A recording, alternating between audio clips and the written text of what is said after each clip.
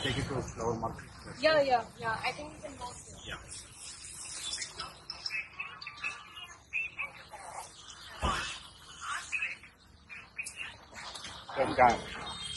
पानीपुरी वाला Yeah. उसका QR code लगा हुआ है, कैश नहीं हो रहा, लोग लाइक चलते हुए स्कैन कर Yeah. रहे हैं और उसने ऑडियो स्पीकर से कनेक्ट किया हुआ है, वो बताता है 25 रुपीज़, ताकि वो रुके भी ना। Yeah. कितना कन्वीनियंट एंड इजी लग रहा था कि आपको हार्ड कैश ले जाने की कहीं जरूरत ही नहीं, झंझट ही नहीं। आप एक जगह से दूसरी जगह है ना उसको पेमेंट कर सकते हो, आप जहाँ पे भी ट्रैवल हो। कोकिला बहन जो है रसोड़े में बैठ के अब पेमेंट ट्रांसफर करेगी और हम कोकिला बहन पे रसोड़े वाले मीम बना के हंसते रहेंगे, लेकिन असल में दुनिया हम पे हंसेगी। बात सारी ये है, अगर मुल्क को आगे लेके जाना है तो खुदा के वास्ते डिजिटल की तरफ जाएं। यहाँ जो लोग कनाडा में भारतीय हैं, जो अमेरिका में हैं, बर्तानिया, वो वापस भारत जा रहे हैं क्योंकि स्टैंडर्ड ऑफ लिविंग इंप्रूव हो चुका है, सैलरी पैकेजेस इंप्रूव हो चुके हैं, सेविंग वहां रह के वो ज्यादा कर सकते हैं, यहाँ पे महंगाई ज्यादा है और लॉ एंड ऑर्डर ठीक है, धमाके नहीं हो रहे हैं वहां पे, तो ये वो वापस जा रहे हैं। भाई दुनिया डिजिटल होके कहां से कहां चली जाएगी। हम दुनिया का वाहिद एनालॉग कंट्री रह जाएंगे, हम दुनिया का म्यूजियम बने रहेंगे। दुनिया आके देखेगी कि 70 साल पहले इंसान ऐसे रहते थे। मैं कहता हूँ पाकिस्तान में रह के आप अच्छे की उम्मीद कभी भी, कोई भी स्टूडेंट जो भी सुन रहे हैं ना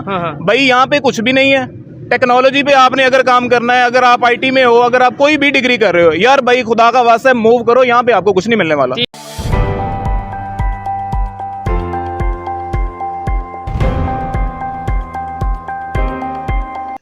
नमस्कार दोस्तों, स्वागत है आपका हमारा YouTube चैनल पे। दोस्तों, आप सब जानते हो UPI की चर्चा पूरी दुनिया भर में हो रही है और पूरी दुनिया UPI की तारीफ कर रही है और कह रही है कि हमें भी भारत जैसा UPI सिस्टम अपने देश के लिए भी बनाना है। तो दोस्तों, अब एक और इंटरेस्टिंग वीडियो हम सबके सामने आई है जिसमें जर्मनी के एम्बेसडर दिल्ली के गलियों में सब्जी खरीद रहे हैं, शॉपिंग कर रहे हैं, तो उस दौरान वे UPI की यूज़ कर रहे हैं और इसके साथ साथ उन्होंने UPI की तारीफ भी की। उन्होंने कहा कि UPI एक ऐसा ऐप है जो भारत के लोगों के लिए काफ़ी ज़्यादा फैसिलिटी प्रोवाइड करता है। भारत का हर एक आम आदमी बड़े से बड़े ट्रांजैक्शन को चुटकियों में कर सकता है, जो कि UPI करवा रहा है और इससे भारत में कैशलेस ट्रांजैक्शंस प्रमोट हो रहा है और इसके साथ साथ ब्लैक मनी भी कम हो रही है। तो चलिए दोस्तों, इसी पर आगे पाकिस्तानी मीडिया का रिएक्शन देखते हैं। New railway project Jammu Kashmir के अंदर से किया जा रहा है 1.62 करोड़ का, और टूरिस्ट जो है वो विजिट कर सकते हैं कश्मीर को। और एक जगह थी, उसका नाम एग्जैक्ट मुझे याद नहीं है, उसको भी खोला गया है टूरिस्ट के लिए जम्मू कश्मीर के अंदर।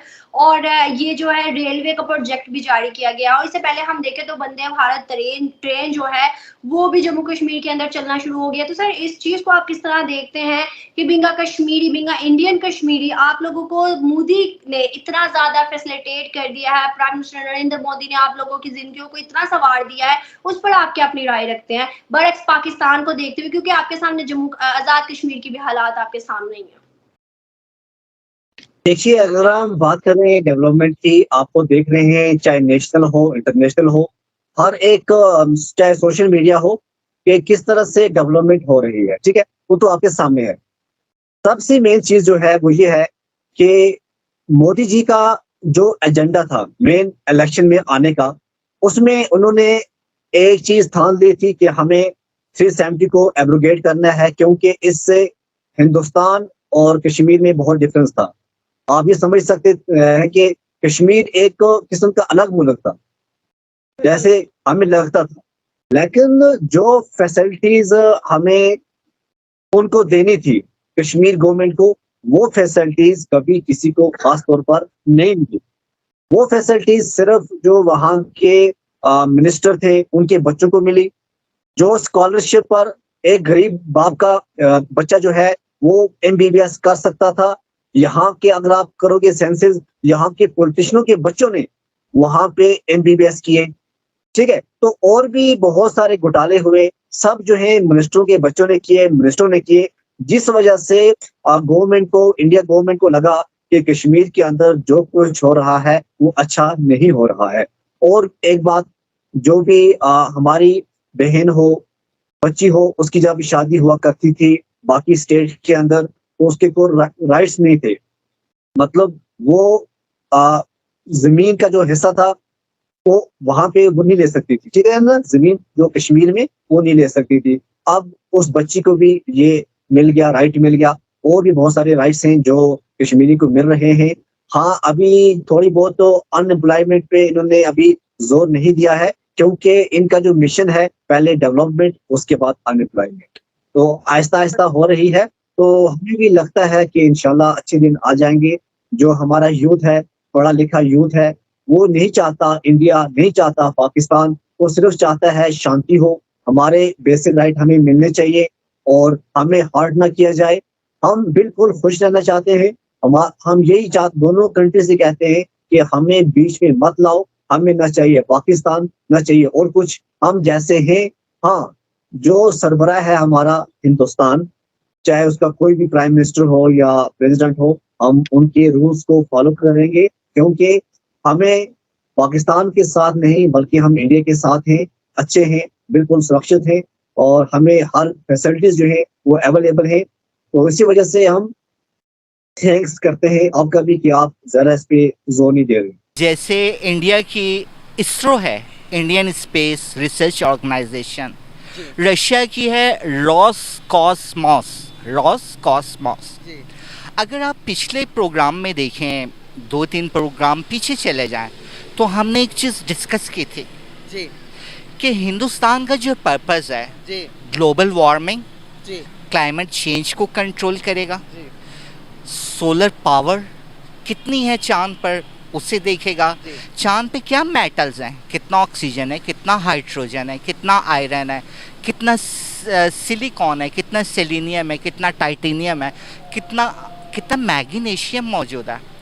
हमने 3 प्रोग्राम पहले कहा था, श्री नरेंद्र मोदी साहब, अजीत डोवल साहब, राजनाथ सिंह साहब, अमित शाह साहब और चंद नाम मैंने नहीं लिए थे कि बंद कमरे में एक मीटिंग होती है कि अगर पूरी दुनिया रशिया पे अटैक कर दे तो रशिया क्या कर सकता है। तो मैंने उसमें कहा था, तब भी आपने डिस्कस किया था कि रशिया ने डिक्लेयर कर दिया है अपना स्पेस शटल स्पेस प्रोग्राम, रोसकॉसमॉस, जो उनकी स्पेस एजेंसी है रशिया की ऑफिशियल। मैंने कहा था इन्हें मून में कोई इंटरेस्ट नहीं है, ये दुनिया को एक दफ़ा बताना चाह रहे हैं, क्योंकि जब थ्रेट दिया गया था रशिया को कि हम नेटो के लिए 200 न्यूक्लियर बॉम्ब्स पहुंचा रहे हैं, तब इंडिया और द स्टेट ऑफ इजराइल इन्होंने सिर्फ बीच में टेबल रखा था कि इसके अलावा हमारे पास सोल्यूशन नहीं है। उनके जनरल अवाइव ने तो पूरा वॉर मैप तैयार करके दिया था कि कितने मिनट्स में क्या होगा। उस टाइम रशिया ने डिक्लेयर किया था कि पहले 30 मिनट हमारी कैपेसिटी थी कि हम वाशिंगटन को अपने MIRV मिसाइल्स, जिसमें टिसॉर बॉम्ब मॉडर्न लगे हुए हैं, 9 से 13, हम 30 मिनट्स हिट कर सकते। तो दुनिया ने मजाक उड़ाया कि 30 मिनट और वाशिंगटन। आज रशिया जहाँ से अपने स्टेशन से गया है चांद पर, आप अगर उससे देखें वो 26 मिनट बनते हैं। ये बाद में इंडिया ने इस चीज़ को डिकोड किया कि इसकी रेंज 26 मिनट है। अगर ये वाशिंगटन को हिट करता है 26 मिनट।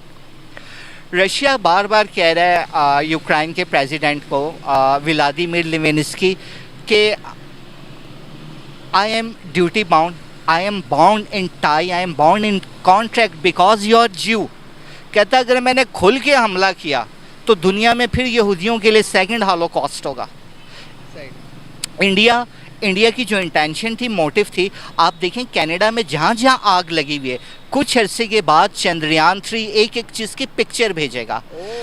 इसरो को तो अब भी ये इंफॉर्मेशन दी जा चुकी है कि global warming, climate change impact नहीं है, ये ह्यूमन एरर और नेग्लिजेंस है। तो दोस्तों, एक तरफ जहां भारत टेक्नोलॉजिकली धीरे धीरे करके अपग्रेड हो रहा है और यूपीआई अडॉप्ट हो रही है और पूरी दुनिया भारत की यूपीआई को एक्सेप्ट कर रही है, और इसके साथ साथ भारत की टेक्नोलॉजी भी दुनिया भर के लोग मान रहे हैं। कल आपने सुना था कि रशिया के लूनार मिशन फेल हो चुका है और उसका जो रोवर है वो मून पे क्रैश हो चुका है। तो दोस्तों, अब हमारा चंद्रयान मिशन काफ़ी ज़्यादा दुनिया भर के नज़रों में आ चुकी है और दुनिया भर के लोग हमारे चंद्रयान मिशन को एक आशा की किरण जैसे देख रहे हैं, क्योंकि भारत ही पहला ऐसा देश बनेगा जो मून के साउथ पोल में जाकर लैंड करेगा, जो कि काफ़ी ज़्यादा इम्पॉर्टेंट है पूरी ह्यूमैनिटी के लिए, क्योंकि भारत ने कहा है कि मून के साउथ पोल में भारत को वाटर मिली है, जिससे फ्यूचर में ह्यूमंस मून में रह सकते हैं। तो दोस्तों, इस वीडियो में इतना ही। मुलाकात होगी आपसे अगली वीडियो में। जय हिंद, जय भारत।